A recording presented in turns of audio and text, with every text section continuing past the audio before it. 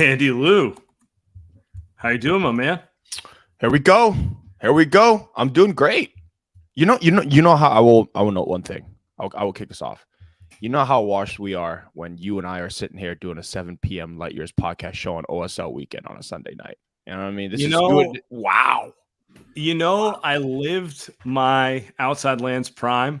I think I've been to 12. Ooh, wow. I definitely top double digits. Wow. I am out of the game. The pandemic and having a kid officially retired me. Like I feel like I didn't go out on my own tour. I didn't get to do the retirement tour. Right. You know? Right. Just things happened, you know. I sent a fax to my agent. Or had my agent sent a fax out, and it's just like, it's over for me. That's it. It's over. Wow. 12. I'm at 12 might be an exaggeration. 8, 7 or 8. So I'm right behind you. We've gone together. You're trending. I think you're going to hit double digits, and it'll be about the time I tapped out on it. So yeah. But it's like, did you go all 3 days? Was it just because I've been doing a lot of 1-dayers, so I don't even know if I count that just because it's close. But we're not. I definitely didn't do all 3 days all the time. That would be a lie. But there was a solid stretch in there in my prime. Yep. I did all 3 days. Like, you know how you're seeing Shohei getting a little arm fatigue, and you're wondering how many years in a row he can do this, but you're going to always remember that 4 or 5 year period where he did all things. Yes, I'm calling myself the Shohei Ohtani of Outside Lands. That's where I'm going with this. Makes me kind of depressed you bring up Shohei in the arm fatigue. I did see that today. Not great. So hopefully he's a. By the way, trying to confirm rumors that GP2. Oh yes, it is confirmed from our guy Nicholas Schutz, loyal listener, regular, saying GP2 at Outside Lands again today, and Steph might be there too. Wow! So we'll find out later. But GP2 going from Outside Lands Friday, hitting the Pro-Am in Seattle on Saturday, and then coming back for Outside Lands on Sunday. Every other day feels like the Warriors vibe. Every other year they're serious. I mean, they weren't serious last year, and they weren't serious 3 years ago, but they were 2 years ago. And that is true. You know, you're looking at the tour they're taking with the media right now. I'm feeling optimistic about the tone of this team. I saw more Klay Thompson workout videos. We're going to talk about Kuminga in a second. And you know what's curiously popped up for me with the Warriors is that I haven't heard Draymond Green talk in weeks. And, you know, that's a great thing for the Warriors this offseason. As long as he's not there just spouting off about something that we don't want to hear, vibes are great. So maybe we're back, Sam. You're right. Maybe they're back. And we'll know they're officially washed when we have all the positive signs, and they're still garbage on the court. Yeah, but until we get there, I'm not gonna say that. All right, since we mentioned it, our guy Kuminga also was at that Pro-Am, the crossover, Jamal Crawford's annual summer Pro-Am that he puts on. Did you see Kuminga got 60? Did you see that? Yes, I did. You watch the highlights at all? I did watch the highlights. You're a sick person, I think, if you watch the full game. My buddy at dinner last night told me that he watched the whole game streaming. Apparently, they do that on NBA.com now. Good for the NBA. No, I did not watch the full game because that'd be disgusting. Did you? I did not watch the whole game. I did check in on the live stream. That I would be lying if I said I didn't. But full game would be me embellishing just a little bit. You know, gotta be real 60, sick, though. 60. Only 5 rebounds though. You make a joke. Steve's not laughing. I mean, so it's funny because he goes for 60, and all my social feed is people being like, "Oh, it's coming this year. It's coming," and I don't know how to tell people that a Pro-Am is not indicative of the NBA. We're gonna have the same take on this. I can't. I'll let you. I have multiple takes, so I'll let you get yours off first. I can't. Yeah. Oh my God. I'm a little disgusted. So okay, let's do this. So, look, man, he looked like Kuminga, dude. He's super athletic. when he's playing against guys, I swear I think I saw him run this kid over. Kid looked like he might have been in high school. On his way to an and one layup in that game. And had a couple sweet dunks, had a crossover, Hezzy, like a pullback, and then he dropped a Hezzy, and then he dunked off an opposite leg. Very cool. Again, very athletic, but does any of this stuff matter? I'm watching this and I'm like, does any of this stuff matter? He shot a step back three that was two steps behind the line, and I'm like, is that thing ever even going up in a real game? And if it's going up, is that thing even gonna matter? Is Steve even gonna let him play through that? Because that's not going. I'm telling you what's happening if that shot goes up in a game. No, exactly. Bench right now. That's what's going on. It's a great. The highlights were cool, Sam. I don't know what you want me. People are using it. I know it's kind of jokes, right? It's kind of just people are coming in and saying he's got to play minutes. He's got to play 30 minutes. It's this breakout season. It's like none of what I watch in those highlights leads me to believe that he's going to be a breakout season. If he's going to have a breakout season, it's going to be something else. Like he's figured out cutting. He's figured out being an even better team defender. He's figured out not dribbling as much. Maybe he's gotten a better shooter. Maybe the shot looks good. Maybe he's become a better shooter. So I don't know. Watching him score 60 points against the competition that he was playing doesn't. I don't want to say it doesn't move me, but it doesn't really move me. Yeah. So, I mean, like the honest, boring take is it means nothing. It doesn't mean he'll be successful this year. It also doesn't mean he won't be successful. It's not real basketball. It's definitely not NBA basketball and the things he'll be asked to do in the game. Something I kind of reflect on with Kuminga is I think because he had a bad playoffs where he got benched, it's easy to forget he had a very positive year too. He played 21 minutes a game. He played closer to 25 when Wiggins was out. It was up and down, but he's a young player. Averaged 10 points a game, 52% from the field, 37 from three. Definitely things to work on. I think for me, I want him to go from being a guy Steve is comfortable throwing out there to eat minutes in the regular season to be a guy who's in Steve's mind when they play serious basketball.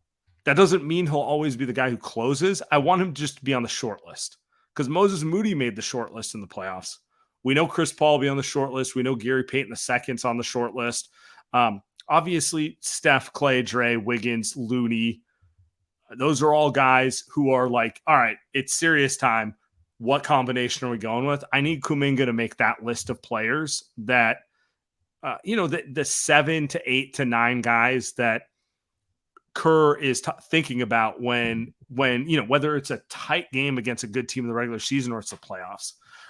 And let's be honest, a pro-am is never going to give you insight into whether that's going to happen, right? Like all a pro-am tells you is this guy is a freak talent, a freak athlete with more skill than he often gets credit for. But like, I knew all that. Yeah. I didn't need to see him get 60 in a pro and be like, oh, wow, he's more athletic than I thought. Like, yeah, no, dude, he's unbelievable. I like this comment from John in the chat here. It's a great point because he says it'd be different if he was a guy on this FIBA team given 15, 20 points a game. That's real basketball. Team USA against Spain tonight or this afternoon. Spain is super. It was tonight in Spain. It was in Spain. That's right. It was in Spain. Hyper aggressive, physical Spain team.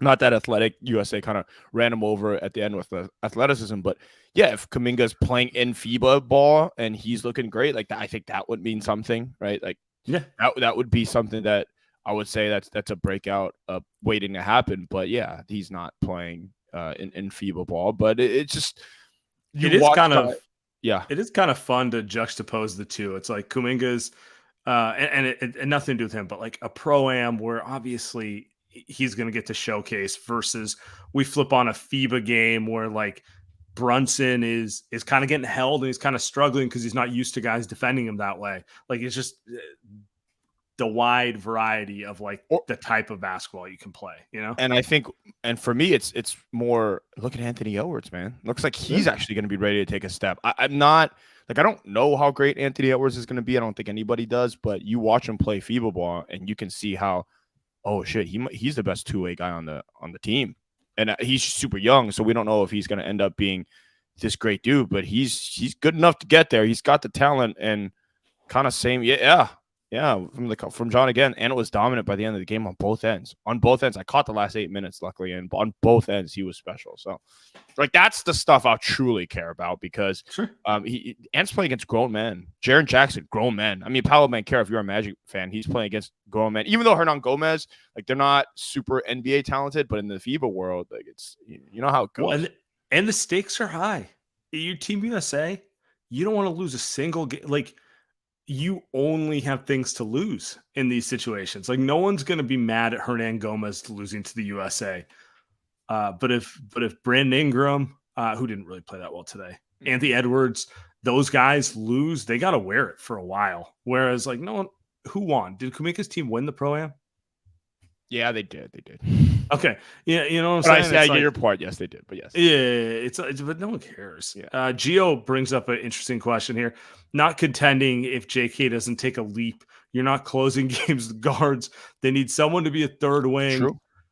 I agree with him. I think it's a little too absolutist to say this, but I do agree with the general point Gio's making. Kuminga doesn't take a leap, they're not a real contender. I agree. Now, the question is how big that leap has to be. I think we both agree that he's going to take a leap. It's a matter of you talked about it earlier. Is he an option to close or is he closing? Big difference, dude. Big difference. Because if he is closing, obviously, then he's taking a star level leap if he's Austin Reeves level leap, right? Do you think it's realistic for him to get to 2015 Harrison Barnes? He has to. I'd take it a step further. He has to. Okay. Harrison Barnes' 2015 level was super solid. Different player, right? Because he was better at guarding the 4s and the 5s, better shooter. Hey, if you remember, Harry B those days was pretty athletic. Not like Kuminga today. I think Kuminga's way more athletic. No, but he'd surprise you with an occasional dunker. Like, ooh. And he had high IQ, and he knew what not to do and what to do, and he was also okay with playing less minutes. And we've seen that kind of different with Kuminga. Is that the bar for Kuminga this year? I think that's a good way to put it. Like that, maybe Harry B 2015 is that bar that Kuminga has to clear for the Warriors to be a contender. Harry B was 22. He turned 23 in the playoffs. He was. They don't win a title without him. He was a key player in their rotation. He wasn't the key player in the rotation. Andre was above him, but he was part of the death lineup, and he gave him a good solid 25 minutes a game in the playoffs. Kuminga will be 21 this year. So, a little younger. But I'd say he also has a little more talent than Harrison Barnes had. He's just a more explosive athlete. And I think he has a little better feel for passing the ball than Harrison Barnes ever did. Harrison also kind of he knew what he couldn't do and didn't try to do it, which is an underrated skill, I would say, right? Yes. So I think it's attainable. That doesn't mean he's going to be Harrison Barnes or they're going to be the same type of player, but I think it's attainable. He can be on par with, and that was year 3 Harrison Barnes, by the way. Year 1, he was pretty good. Year 2 was really disappointing. And year 3, he kind of solidified himself as like a solid rotation dude. Made a lot of NBA money. I think one similar thing for both guys in terms of whether they become a star or not is the handle. Because Harrison Barnes never figured that out. He could never get a good enough handle to get from that space from outside the arc to the rim. Like he could never figure out a way to do that. Super hard. I mean, I think you see guys like Brandon Ingram, right? Where he figured some of that out, and now he's a really good scorer in the NBA. I think, and actually Andrew Wiggins, what am I even saying? He's another guy that doesn't have that entirely, so you can never really say, all right, give Wiggins 20 shots a game because he just doesn't have the handle to do that. Kuminga has the same problem. Where is he going to figure that handle part out? Because if he does, watch out. But it's hard. That's the difference between being an Andrew Wiggins or like watching an Anthony Edwards where his handle is legit. He could just fly guys to the hole, and it's a difference. My Kuminga take is I think he's a better athlete than Wiggins and Harrison Barnes in terms of functional on-ball athleticism, but he's a worse shooter. So for me, I always go back to as soon as he becomes comfortable shooting the ball, it's going to be a lot easier for him to put it on the ground. It's going to be a lot easier for him to get that step, but we'll see. Not meaning to dunk all over him, but we're discussing things in the context of the only thing that really matters, which is winning a title. if your goal is not to win a title, it's time to get to our next topic, which is James Harden. Woj tweets, the Philadelphia 76ers have ended talks with guard James Harden and plan to bring him back to training camp at the start of next season. Sixers have periodic talks with the Clippers, but no traction on a deal has materialized.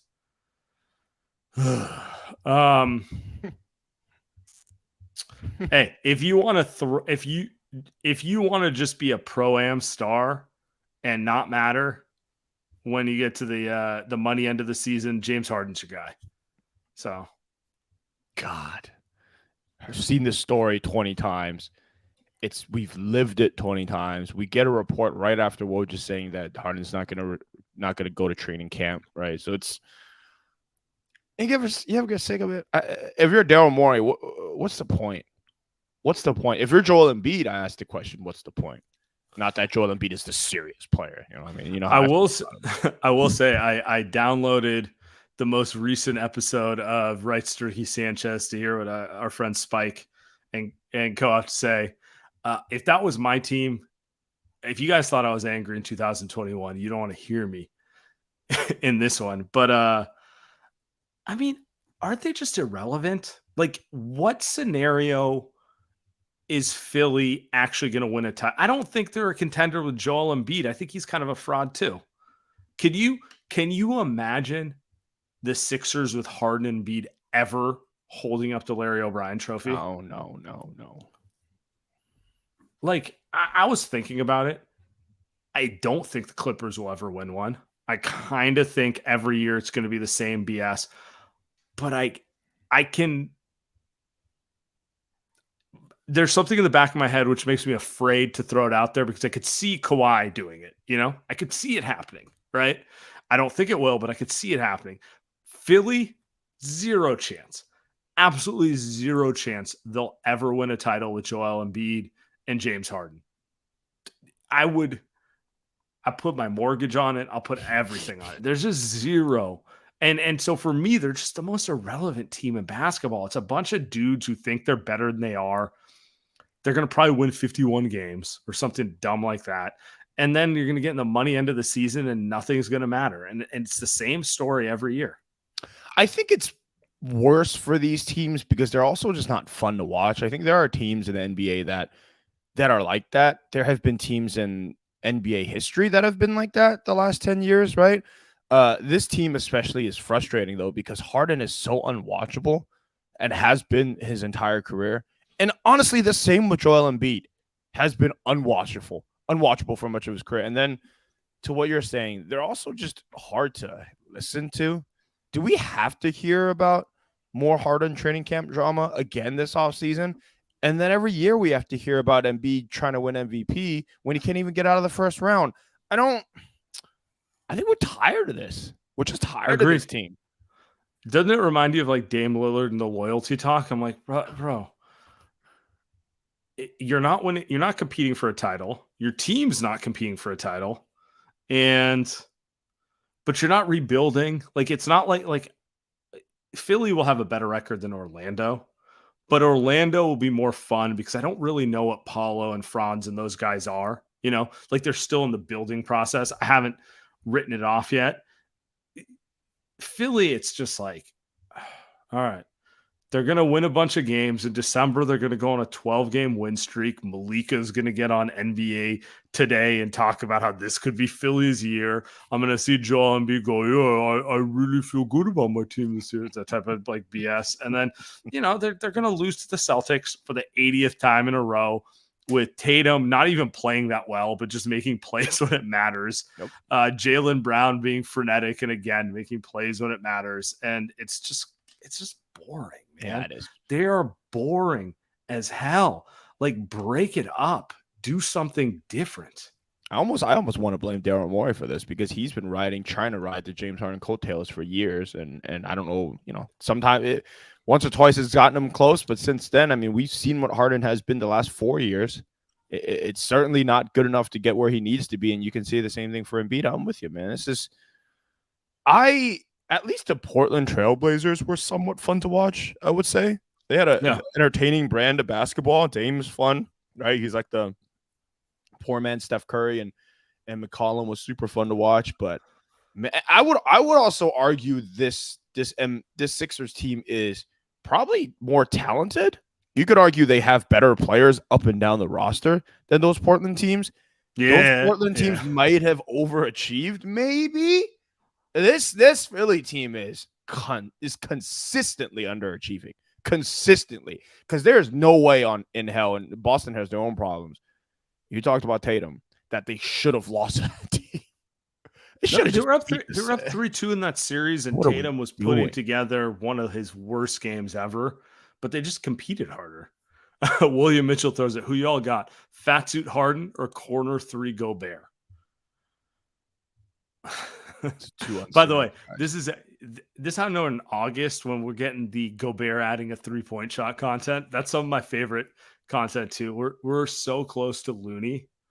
When someone's going to say Looney's adding a 3-point shot, or Draymond. Actually, the real one is Draymond's working on his 3. He wants to bring back the 2016 shot. Yeah, I'm sure he is. You're right. I'm buying Minnesota, so I'm going with Gobert. Oh God, you're buying him because of Anthony Edwards. Well, yeah, Ant Edwards, the driver. I loved Jaden McDaniels. That dude can play. Conley's smart. They got some players on that team, but yeah, it's not because of Gobert's corner 3. Cat and Gobert, man, they've got to figure something out. How is Cat still on that team? I don't understand, but they're gonna ride that one out for a while. We're gonna get Cat doing his voices too. Oh Lord, good luck Minnesota. Good luck. Actually, no, not good luck Minnesota. Good luck Anthony Edwards. But he got his attention, so we'll see. We'll see when he calls for a trade request. We'll see when that happens. I think they're in a good spot. Honestly, I think they'll be fine. So, but we'll see. They're on. So it's like opposite of Philly. You don't know what they are yet. They're trending up. If they get to the second round this year, you'll consider it a big success. They haven't peaked. That's like the sweet spot when you haven't peaked. Philly's peaked. We all know they peaked. They're irrelevant. They're boring. And they're gonna run it back again. Like I just don't want to watch it. Don't want to. We don't have to. Thank goodness. No, because they're going to be thrown on Christmas Day against the Knicks, another team where I'm like, I really want to watch this. The Knicks are rough. The Knicks are right, and they're fun sometimes. Actually, I watched Jalen Brunson in FIBA ball, and I'm kind of like, you can only kind of go as far as you can go with this as your kind of main ball handler. It's kind of tough, but he had a good game. He did. He's a good player. He did. We didn't talk about it because it came out right after our last pod, but the Warriors getting Denver on Christmas at 7:30. Putting Steph at 7:30. It's interesting. Yeah, I'm not sure. Come on, Adam. Yeah. Come on, Adam. Get your stuff together. It feels like that's an easy because they put KD and LeBron at 5, right, for the primetime game. Sure. But they're putting them across from the Niners. You know what I'm saying? Like the Niners start at 5:15, 7:30. What are we calling that? Mid third, late third, probably mid third. Yeah. Are they coordinating? Well, the NFL put their schedule out 3 months ago, so it's not like it was hidden. It's not hidden.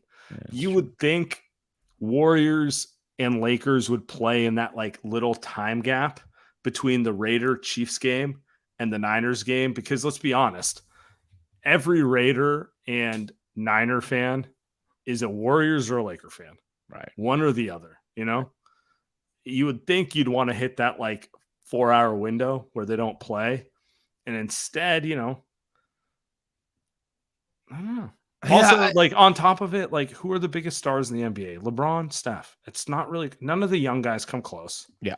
You'd think they'd want those midday time slots. So whatever.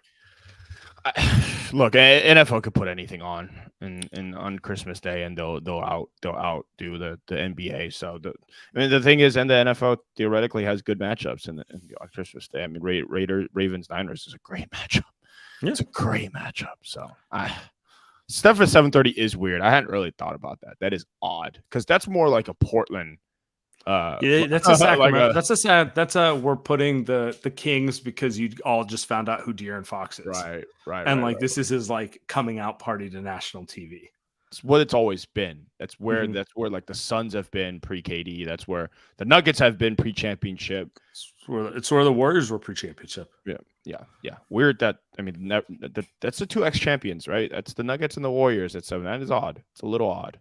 So I don't know. Adam Silver's To talk about it. Yeah, we got a special guest. Speaking of the Niners, Yes, my guy Vish. Vish coming on. By the way, if you do not follow him or subscribe to him, check out his YouTube channel. Anything else you want us to plug, my man? Nah, that's it. That's it. What's up, guys? What's up? You know, we're just lamenting the fact that we're gonna both be like 10 cocktails deep, double screening Niners, Ravens, and Warriors Nuggets in what 4 months, something like that. So not really top of mind, but you know, there was a preseason game today. Everyone lost their minds over it.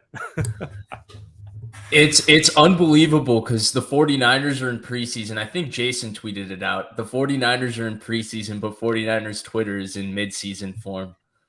Yeah. It doesn't get any better. I love it, Vish. I think it's the best. I don't know. Some people get frustrated. I think I can see Sam getting frustrated. I don't. I love the anger that Niners Twitter has. I try to follow all of the infighting that happens. It makes me happy. I'm a sick person. When Trey Lance comes out and looks terrible, I'm on the timeline. Can't wait to see what people are writing. Then he throws a touchdown that's not really a touchdown. And I'm just like, oh, this is going to be great. Oh, man. What were your thoughts on the thing? It's almost like a very polarizing player couldn't have had a more polarizing performance, right? Wow. Like, if you like Trey Lance before how he played today, you're going to justify and look at the 2 or 3 really nice things he did today. If you didn't like Trey Lance, well, there's a lot to pile on. I think the number one takeaway, and I've been skeptical about it with Trey Lance, but then you get lost in the hype of every offseason. And it's like, oh my God, did he really change? Did he really change? And like I keep saying, like, there's a transformation that can only happen if he gets to playing games. Like there's this off-season thing where he just goes, locks himself in a room, drinks a little bit of tea, and he comes back as like Trey Lance prime. Like it doesn't happen. Like Trey Lance only improves by playing in actual games. And like every offseason we go through this, and I think we found that out again another offseason. He has certainly gotten better. He is certainly a little bit more confident for sure. You can see both of those two things. But he is clearly a very talented player that really needs to play, like really needs to play. He looks like a very inexperienced, talented player, right?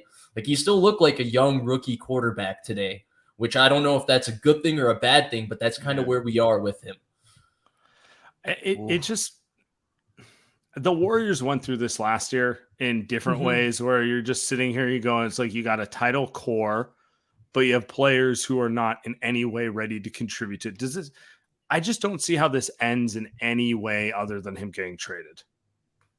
I think we've reached a point for him where his career, he needed to be traded 3 months ago. Yes. Like if we're talking about, okay, we look at Trey Lance, the individual. At the end of this offseason, whoever owns Trey Lance's rights has to make a financial decision on him. That financial decision, which is his 5th-year option directly, is part of Trey Lance's individual financial future in terms of getting a second contract. And so if you say that Trey Lance needs to play in order to make people certain of whether he's worthy of getting a second or first contract, this is not the place for that. Yep. Then the second thing with Trey Lance is that he needs to play, but going to a team in August or September now and having to play puts him in a disadvantaged position in terms of being able to play well. He would need every rep of the entire offseason to have a team commit to the process of playing him the way the 49ers were supposed to play him last year. And so that's where it's kind of a weird spot, because if the 49ers are so committed with Purdy, which they seem to be, like if you're Lance, you want to have been traded 2 months ago, but then you've only played 4 games in the NFL, so you also have no leverage to publicly ask or demand or get yourself out of there. You're kind of in a stuck position. All of that makes so much sense, and yet it makes me so sad because it's unfortunate. Yeah, we were talking about with Philly, which is a significantly different situation, but like the worst thing in sports is purgatory, where you're Yeah. neither progressing nor competing. You're just kind of drifting in the wind. And that's kind of what it feels like with him. It's like he's not going to win the starting job, so he won't get the reps that he needs. And he honestly, he probably shouldn't, because the team's too good and they don't need to go through that sort of thing. But he's also not being moved somewhere he can do it. So he's just kind of showing up every day, trying his best. And I don't know, man. And Niner fans, like, yes, to Andy's point, I look at my Twitter feed every day and I'm like, I thought the Wiseman thing was annoying, and then I remember the scale of the NFL. This and is it's just football, not even baby. comparable. This is football, and baby. it's just like, can we just reach a resolution? Everyone admits to it, and we just move forward. The one thing I will give Trey Lance credit, and I think it's a little bit different from Wiseman. Unfortunately, the Warriors traded that biscuit to my Pistons, so I get to watch the elite front court of him and Marvin Bagley steal minutes from Jalen Duren every night. Who doesn't love that? But the difference is, I think Lance was in a position where really all he had to do this offseason, and all I think people expected, was that this is the offseason he would just fold. And he would be a lawn chair. The Niners can write him off into the sunset. People would call him a bust, all of that. And I think, to credit Lance, where that hasn't happened is he's made tangible improvements, right? Like, even in this game, it sounds weird saying, but throwing short used to be like a process for him. We didn't get to see him play a lot, but throwing short used to be a moment where all of us, it used to be when Garoppolo used to hold the ball for more than 30 seconds, right? Throwing short a little bit with Lance, our blood pressure would increase a little bit. It would feel like he's also got a little bit of hesitation. Today, he had no issues, whether it was throwing the out to Latu, to Fumagalli, whether it was checking down. He had no issues doing that. And so that's where he has made strides, and he has made improvements in the time he has had. Like, it's just an unfortunate situation, because I feel like, both parties could have been successful if they never married. Oh, wow. That's a banger. I also think the difference kind of somebody dropped a tweet in the mentions, calling it the two timelines tax, where it's just the Warriors, they had to cut bait on Wiseman. I do think one thing about the difference between the Warriors and Niners is that the Warriors could win a championship without Wiseman. Right. Hell, they could win a championship without Kuminga. And the Niners just, I'm not saying that they need Trey Lance to win a championship, but the point of them drafting Trey Lance was so that he could be good enough to lead them to a championship. Because Jimmy G, we always knew, was never going to win a championship, could never lead them to. Alex Smith, same thing, could never lead them to a championship. Brock Purdy, I don't know, maybe. But the point of drafting a guy like Trey, and Kyle has even said this, is that he can lift you to win a championship. Because if Brandon Allen or Sam Darnold or any other backup quarterback is your quarterback, I don't care if the Niners pick up Justin Jefferson for free. You're not winning. You're not, unless you have a real quarterback. And I guess that's just the difference. That's what's so annoying as a Niners fan, is that you're not good enough to win a championship without a real quarterback. Unlike the Warriors, who don't need Wiseman to win a championship. Right. And go ahead, Sam. I was going to say, the thing that makes the Niners super frustrating is I don't think they need a star quarterback. It's just like clearing 15th best quarterback in the league. Like, I mean, they do have the best roster in the league. You just need someone who's a little more efficient and can be timely. Like, they don't need Pat Mahomes. It'd be cool. It'd be pretty fun to watch him run this offense. But like, somewhere between that, and it gets back to Andy's point, which is like, they identified quarterback as the position in which they needed to upgrade to finally get them there. They take a shot on a guy with a lot of potential, and, for a variety of reasons, some they control, a lot they don't. Here we are. Yeah, but it just comes back to the question of, why did you draft him, right? We were talking about the rawest quarterback in NFL history, and that's where I feel like some people just give the 49ers a pass on it.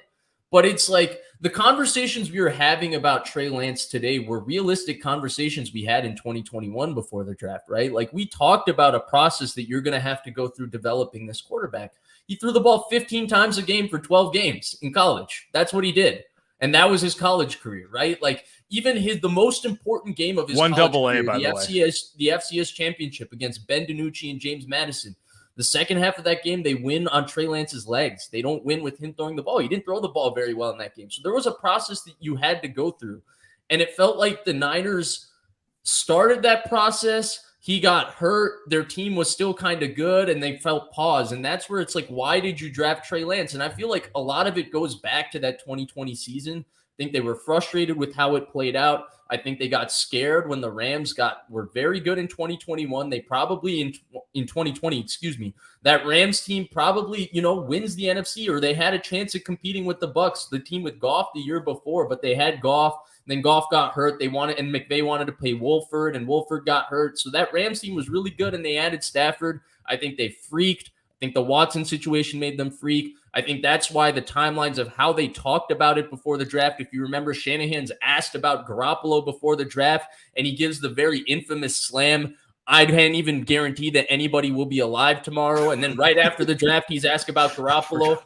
Right. And during that presser, by the way, he was adamant. We need a starting quarterback. That's why we traded up starting quarterback, starting quarterback, starting quarterback. And right after the draft, he walks it back and goes, nobody can beat out Garoppolo. Garoppolo's a tough guy to beat out. They misevaluated their team. They misevaluated how difficult it would be to replace Jimmy.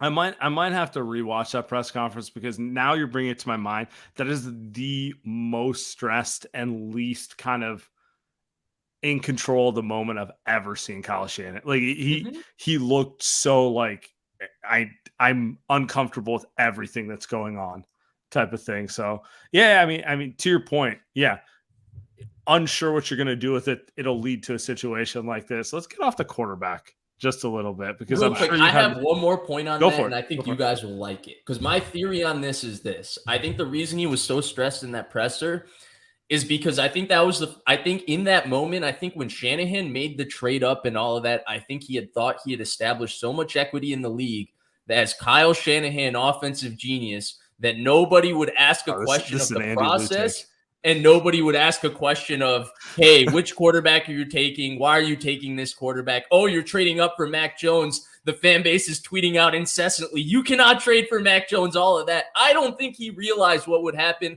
I don't think he realized how much Jimmy was in the team's back pocket, how much the team loved Jimmy, and how difficult it would be to replace Jimmy on this team. I don't think he realized all of that when he traded up. And that's why since the moment they drafted Trey Lance, all they did was try and, make sure that Jimmy Garoppolo was okay with the situation rather than promoting Trey Lance, right? Didn't promote either quarterback in the state of the franchise. When Jimmy didn't want Trey Lance to play, they stopped the Trey Lance package and all of that. Like, they did all of that to protect Garoppolo's ego after making it very clear they wanted to get rid of him the last 2 years. I think that was partially playing to the team and all of that. And I don't think Shanahan understood that people would get so upset at him when he made that. I agree. I agree. Which is hilariously ironic that the right decision would have just been, the guy that Jimmy G used to back up. Right. Still, Right. 34-7. Is it too early to say curse of Jimmy G? Like the franchise is, he didn't even play. So there is a fun irony to it. Let's pivot off of this. Okay.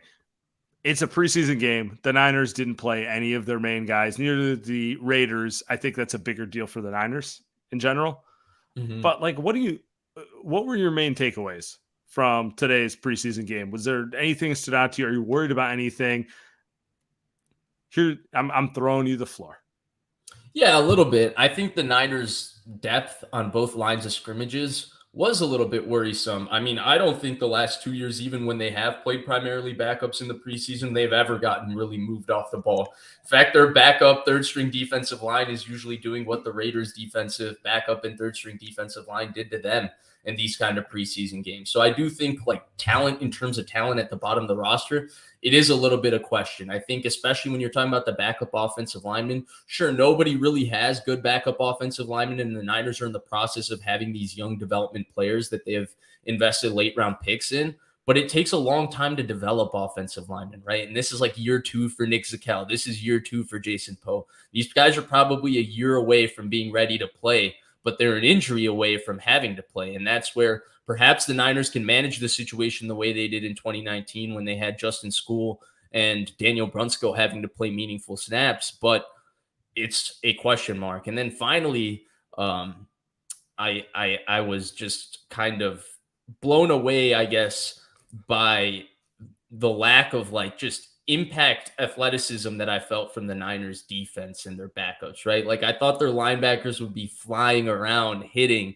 and all of that. And it felt like the Raiders were a little more energetic. They had a little more athleticism. They had a little bit more pop in the step. I don't know if that's the attrition of the Niners going through so many long seasons that they're just preserving it right now and they're waiting for when things get real. But that's not something you usually saw because we're so used to seeing the Niners being the young, energetic team. And I think, 2 long playoff runs, 40 games the last 2 years, all of that attrition that this core has gone through, we're about to see that they're now the veteran team. They're the old guys. They've been here and done that.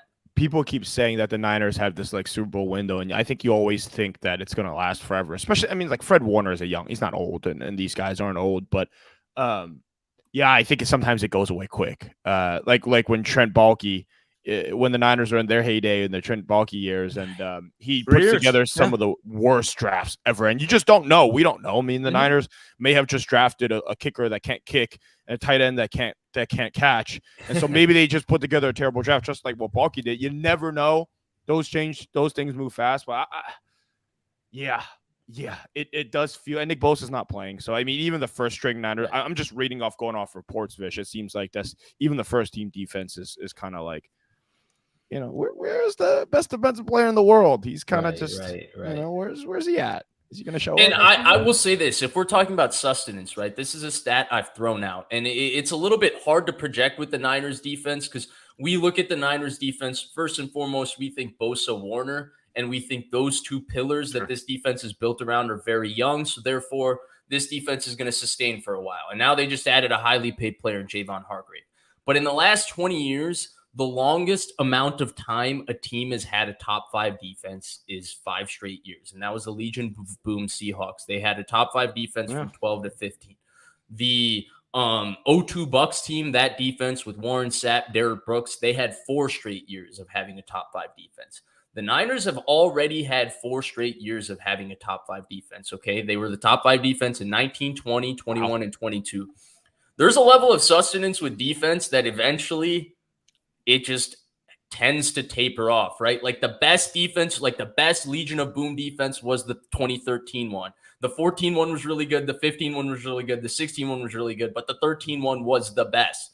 And that's kind of what ends up happening with defense. I don't know if the 19 one was the best iteration of the Niners, but I do think when we talk about, hey, the cliff comes out of nowhere in the NFL, like teams fall off out of nowhere and teams become good out of nowhere. Like, sure, we might not project it coming with the Niners, but there are some statistical signs that a decline could be coming. And I don't know if this is a team that's ready to be able to stomach a defensive decline yet. I don't know if they're as evolved on offense as we would have expected in 2000. They have to be, Vish. They got to be. I mean, they got the smartest guy in the league. They got the best. I'm doing my Grant Cohn impression. They've got so many great players on offense. They got to be good enough. Yeah, but I mean, to the defensive point, they're missing what? 1, 2, 3, 4, 6 starters. Right. It's 7. The decline can't be projected based off of and those are the key players. But I think if you were going to take something away from today, it's maybe they didn't draft well the last couple of years, and maybe the depth isn't what you're used to. And, I think we all assume Nick Bosa will eventually agree to a contract. And my guess is he's not going to play a single preseason snap, and the agreement will be sometime between the last preseason game and the first game. I don't know. I've just seen this dance with top defensive players too many times. By the way, does that bother you guys? I remember in like 2017 or 18, Aaron Donald signed on like August 30th or August 31st. Did he really? He walks in week 1. He's not even tired. He plays every snap. He's the best player on the field. I mean, Bosa's missed, by the way. Bosa missed his first offseason because he sprained his ankle very early in camp, remember? Then he had like a groin injury the COVID year that kept him out. Then he was rehabbing his ACL in 21, so he's basically out the entire time. And then last year, they treat Bosa like he's an 8-year, 9-year veteran, even though he was 4 years into the league. So he hasn't done a lot of Niners-specific offseason work in the past. So I don't know if that's really an issue for him maybe it affects the morale of the other guys. Maybe that's why Andy is squinting and looking at me funny. Andy just concerned. He's just always concerned concerned trolling. about the He's Niners. worried. You know, they haven't won a Super In Bowl my since he was like lifetime. 4, maybe 3, something like so that. So it did happen in your lifetime. For me, cognitive, you know. I used to ask my dad, like, why did you make me a Niners fan? This is the most miserable thing in the world. Like, why do I have to suffer through this? Why did I inherit a lot of this? Jim Drunkenmiller, a lot of, yeah. I didn't watch it. I didn't watch it, Vish. You and I are the same. I did not see it. I don't count it. Though. Yeah, I was and alive. You've gotten how many Warriors championships? Yeah. But you know, I'm a greedy guy. You know, 3 Giants championships, 4 Warriors championships, 7. I've seen 7, but you know, that football one, it's the heartbreaks that make it the worst. Yesterday, I saw a stat on Twitter. Those are the best. The 2 best quarterback performances in the last 15 years. Playoff runs. Number 1 was Patrick Mahomes in 2019, of course, because Patrick Mahomes. Mm-hmm. Number 2 was Joe fucking Flacco. You know what I mean? Like, what are we doing here? You know what I mean? Just disgusting stuff being a Niners fan sometimes. I have a very vivid memory of the 13 finals and a friend's Super Bowl party, and just the, you know, when the Chiefs won, no one was happy. But there was a level of, well, you know, Mahomes, you know, is that guy. When Joe Flacco is that guy, the level of what the fuck that permeates through the room is just very hard. Anger. It's just a lot more anger is the best way to put it. Yeah, for me, I've never, I know a lot of people are like, bring Jim Harbaugh back, all of that. How do you have a pre-snap penalty on the first play of the Super Bowl? Like, to me, that was like, get him out of here. I'll never forgive you again. Your team was ill-prepared to play the freaking Super Bowl. You needed some drunk fan to go get the lights shut off to save your butts. Like, that Ravens team was not that good either, on a nice little run right there. It was not that good, too. Like, the Chiefs team was excellent, but that Ravens team, like, Ed Reed was old as dirt. Ray Lewis was old as dirt. Oh. Jacoby Jones kickoff returns. Now you've got me reliving the I mean, Jim Harbaugh and Kyle Shanahan are great coaches, I think. They have their flaws, which is what makes them so frustrating. Two sides of the same coin. Really are. Yeah. Really are. And it's insane that they both have great defenses that I know Vish talked about, kind of top 5 defenses that fall off a cliff. Hopefully the Niners can take advantage of. I mean, this defense that the Niners have had is incredible. We'll end it here, Vish. We appreciate you stopping by. Anything you want to plug before we get out of here real quick? Nah, just check me out on YouTube at Vish Kumaran. Make sure that you're watching you guys. Honestly, I didn't know the magic of Warriors Twitter. Like, Andy was talking about how he enjoys like the suffering of Niners Twitter. Like, damn, I see Andy riling up Warriors Twitter on game 34 on a Tuesday in the middle of no one knows when, and I see fire Steve Kerr. This is they're wasting Steph's prime. They're wasting this, and I just all I see is they kind of were though. Be real. To be fair though, Sam, by game 35, if they go on a 2-game win streak at home, it was this team is going to win the championship. We're locked in, baby. Steph and Steve Kerr, everybody's the best. They do it like by game 32, it's like fire everybody except Steph, and by game 35, it's put everybody in the Hall of Fame. Is the best. We got to do a pod down the line on this, but the differences between football and basketball Twitter, because like we just have a lot of inventory. Like that's really what it comes down to. You guys are like, man, 18 people are live tweeting practice, and like depending on who you follow, Trey Lance is the next Mahomes or he's Jamarcus Russell. Like the variance is that wide, and no one gets to see him except for, you know, maybe 20 times a year if you count preseason games. Yeah, so it's just such a different type of energy, but it's fun, man. It's a lot of fun. Yeah, I will say the one thing I enjoy particularly about basketball, and this is something I've had to pick up being a Pistons fan, you don't get to watch basketball besides beyond a certain point in the year. You're too busy, you know, focusing on college and high school prospects. Sure. Like I'm aware of 14 and 15-year-olds right now, you know? So you got the Cooper flag hype? Yeah. Right? Oh yeah, possibly. I was on the Wemby hype 3 years ago, and look at what happened. Most depressing thing ever. But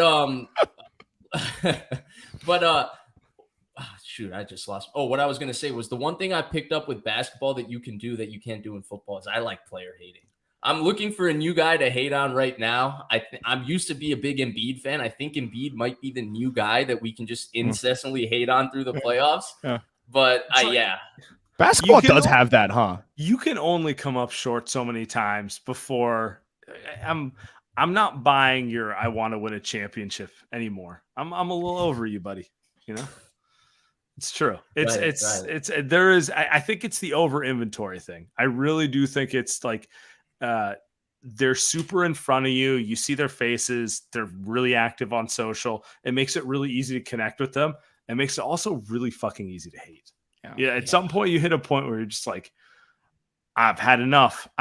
His jokes aren't funny anymore. I'm over them. You know, it's that. Whereas like hating on Trey Lance is just kind of like, you've heard him talk twice in a press conference. You have no feel for him. It's just kind of lame, right? Like that sort of thing. Right. Like, dude, you guys were talking about Cat when I joined. Yeah. Like hating on Cat for the millions of voices. I'm one of those people. Are you kidding me? Like I hate on Cat for sure. I thought of it that way. Basketball is really good at that. I don't know. The low voice is anyway. We'll get out of here on that. Thank you, Vish. Vish, have a great evening. Appreciate you. Everyone follow him on YouTube. Yes, sir.